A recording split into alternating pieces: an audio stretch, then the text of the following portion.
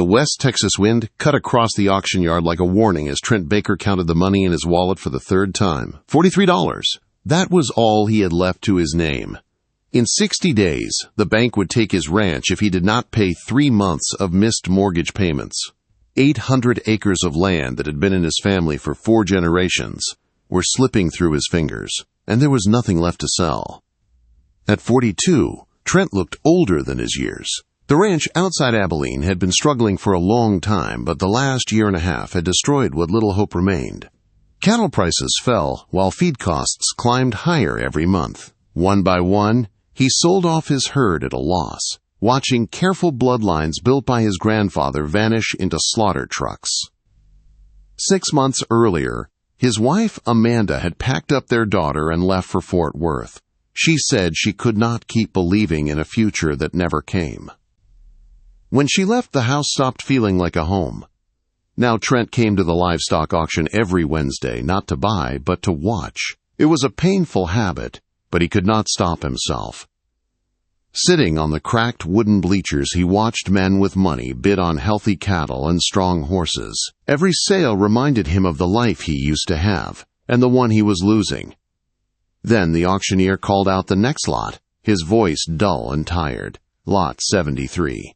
Quarter-horse filly, about 4 months old, dam deceased, owner surrender, selling as is. Trent looked up and felt his chest tighten. The foal led into the ring was the saddest thing he had ever seen. She was tiny, barely reaching the handler's waist. Her coat was a muddy mix of dull colors, clumped with dried manure and missing patches where disease had eaten away the hair. Her ribs showed clearly, her hips stuck out sharp and hard. One eye was swollen shut with infection, and she limped badly on her front leg. She looked like she belonged in the ground, not under the auction lights. The crowd reacted instantly. People turned away. Some laughed. Others shook their heads in disgust. No one wanted to look at something so close to death. The auctioneer tried to start the bidding at $20. No hands went up. $10 brought nothing. $5 echoed into silence. People checked their phones, already waiting for the next lot. Finally, the auctioneer sighed. $1. Still nothing. The handler stood awkwardly in the ring, holding the lead rope as the foal swayed on her feet. The auctioneer swallowed and lowered his voice. 50 cents. 50 cents, or she goes to the killers. Do I hear 50 cents? Something made Trent lean forward. He could not explain it.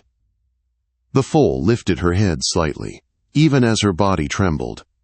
Despite the filth and pain, she did not look afraid. There was a strange calm in her stance, a quiet strength that did not match her condition.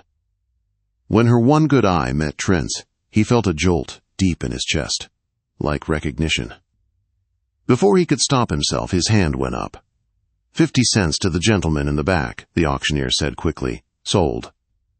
As Trent walked down toward the ring, he felt eyes burning into him. People whispered. Some shook their heads. He knew what they were thinking, that he was foolish or cruel or both. He had no money for a vet. He barely had enough hay for his last 2 horses. Taking this foal made no sense at all. But when he took the lead rope in his hand, the foal stepped toward him without fear. She limped badly, but she followed. And for the first time in months, Trent felt something other than dread. He felt needed. The drive home was slow. Trent kept his truck under 15 miles an hour, flinching at every bump in the road. The foal struggled to stand in the trailer, and his heart raced the whole way. When they finally reached the ranch, his 2 remaining horses watched quietly as he settled the foal into the small barn. He used the last of his good hay to make her a bed and poured water into a shallow pan so she would not have to lift her head. That night, Trent slept in the barn. He told himself it was to watch over her, but the truth was, the house felt too empty. In the barn, surrounded by the sound of slow breathing and shifting hooves, the loneliness hurt less. The foal survived the night, then another, then a week.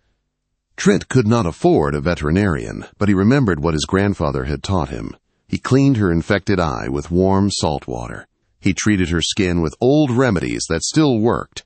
He fed her carefully, small amounts many times a day. Every morning and evening he walked her slowly, helping her weak leg grow stronger. Weeks turned into months. The foal grew. Her coat began to shine. Beneath the dirt and sickness, something beautiful emerged. She was small but balanced, strong where it mattered, curious and gentle, not fearful or mean like many abused horses. Trent named her Tiny. It was partly a joke and partly a promise that she would not always be small, and that her story was not over yet. He did not know it then, standing in that quiet barn with a 50-cent foal and an empty wallet, but the choice he made that day had already changed everything. By late fall, Tiny was no longer the broken foal from the auction ring. Her coat shed into a striking blue roan, bright and clean, with a white blaze that ran down her face and 3 white socks that flashed when she moved. She was still smaller than other horses her age, but her body was balanced and strong. There was power in her hindquarters and depth in her chest that made Trent stop and look twice some mornings. But it was not her looks that changed everything. It was the way she thought. Trent noticed it first when he turned her out near the 2 cows he had kept back. They were old, stubborn animals that had broken through fences more times than he could count. That morning, as he tried to move them into a new pasture, they split apart and ran in opposite directions. Trent chased one, shouting in frustration. When he looked back, he saw something that made him stop cold. Tiny was moving. She had lowered her head and stepped toward the second cow with a quiet confidence that did not belong to an untrained young horse. When the cow shifted left, Tiny slid left. When the cow tried to bolt right, Tiny was already there, blocking her path. Within seconds, the cow turned and went exactly where Trent needed her to go. Then Tiny turned and did the same thing to the other cow. Trent stood frozen, his mouth dry. He had seen trained, cutting horses work cattle before, horses that cost more than his ranch ever would. But Tiny had never been trained. No saddle, no lessons, no commands. She was reading the cows like she had been born to do it. Over the next few weeks, Trent tested her without really meaning to. Every time cattle needed moving, Tiny was nearby. Every time, she understood. She read body language, predicted movement, and placed herself perfectly. It was not chaos or luck. It was instinct, sharp and natural. Clayton Briggs noticed first. He leaned on the fence one afternoon, watching Tiny work. Clayton ran a large operation and owned several trained cutting horses. "That is the strangest thing I have ever seen," Clayton said. "How long you been training her?" "I have not trained her at all," Trent said. "She just does it." Clayton's eyes narrowed. "You know anything about her bloodline?" "Nothing," Trent said. "No papers, no history." Clayton shook his head slowly. "Ability like that does not come from nowhere. You ever thought about competition?" Trent laughed, but it sounded hollow. He barely had money for feed. Cutting horse competitions belonged to people with money, trainers, and pedigrees that filled binders. Tiny was a rescue foal, bought for 50 cents. But Clayton did not drop it. A few weeks later, he offered to pay the entry fee for a small regional cutting competition in Leech. "Just to see what she can do," he said. "If she fails, nothing lost." With nothing left to lose, Trent agreed. The weeks leading up to the competition were not about teaching Tiny how to work cattle. She already knew that. Trent focused on conditioning, balance, and trust. He rode her gently, letting her show him what she could do. The more he listened, the better she performed. The day of the competition, Trent felt out of place the moment he arrived.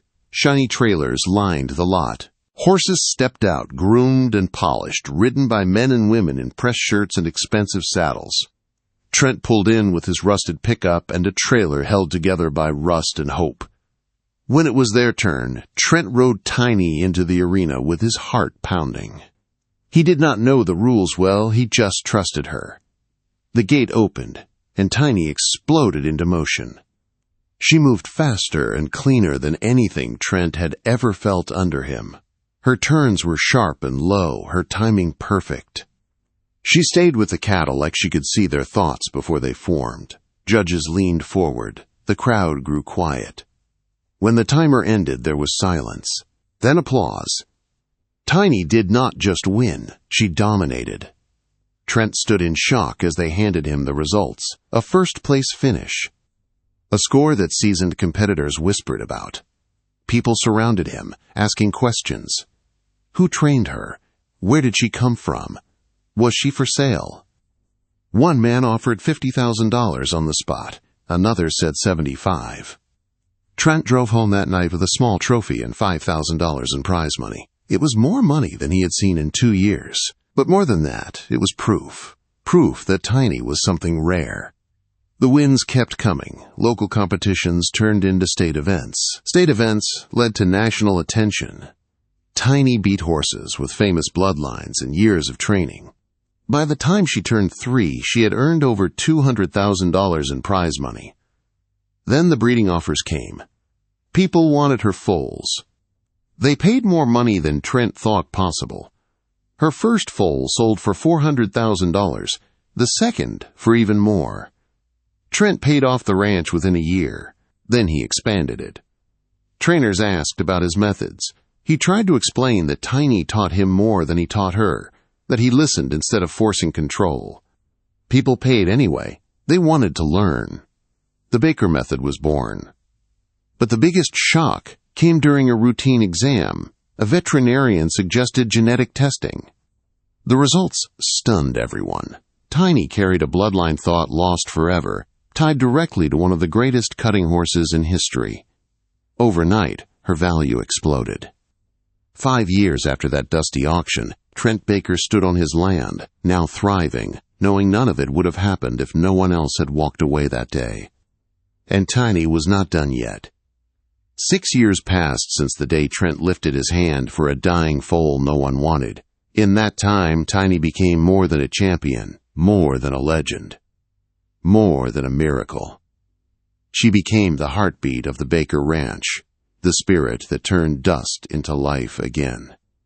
The ranch itself had transformed into something unrecognizable. The falling fences were rebuilt. The old barn had been replaced with a modern training center. Lush pastures stretched where bare dirt once lay. Horses from all over the country were brought to Trent for training, and the waiting list was years long.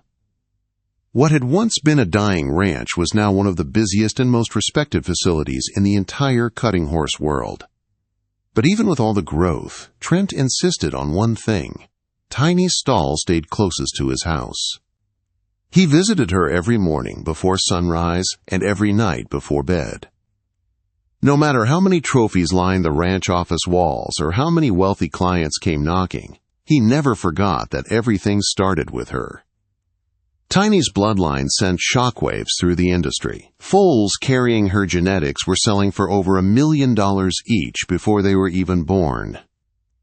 Breeders from all over the world begged for a chance to buy into her future. A group of investors offered Trent $5 million for half ownership of Tiny, and he agreed only because it allowed him to keep complete control over her care. But even with all the money pouring in, Trent stayed the same. He still wore the same dusty boots, still rode out to check fences himself, and still preferred working with horses over any board meeting. The world changed around him, but the rancher inside him never did. Amanda saw that. She had watched from afar as Tiny rose to fame. One quiet evening, she called Trent for the first time in years. Their daughter missed the ranch, she said. And maybe, deep down, she did too. That one phone call led to a visit. The visit led to long talks in the old kitchen. The long talks led to something they did not expect. A second chance. They remarried a year later, and Amanda became the business mind behind Trent's empire. She handled contracts, deals, scheduling, and finances, leaving Trent free to focus on the horses. Their daughter, now older, helped in the barn after school and loved every moment spent with Tiny. Tiny herself never changed. Fame meant nothing to her. Money meant nothing. She cared only for simple things.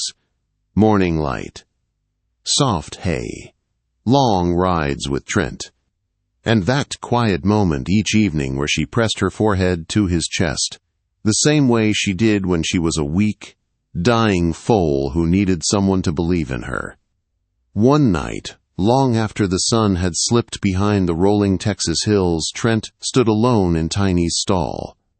She had just birthed another foal, a blue roan filly with the same soft eyes her mother had the day he bought her for 50 cents. Amanda walked in quietly and stood beside him. "You know what's wild?" Trent said softly. "If one other person had raised their hand that day, none of this would have happened." Amanda smiled, but no one did, because they could not see what you saw.